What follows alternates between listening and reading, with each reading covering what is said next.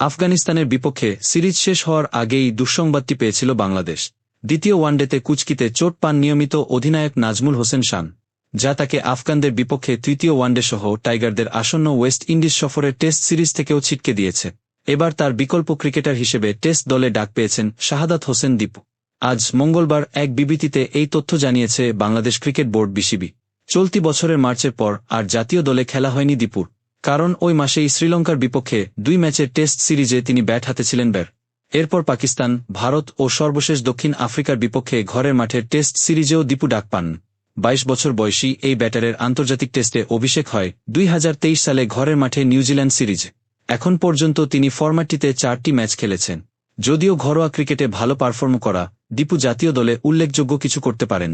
4টি টেস্টে করেছেন মোটে 118টি রান। সেলিব্রিটি তো সবসময় নিতে হয়, এটা তো খেললে তো অবশ্যই ভালো, সবারই চায় যেন টপ অর্ডার বা মিডল অর্ডার যেই খেলুক ভালো খেলুক।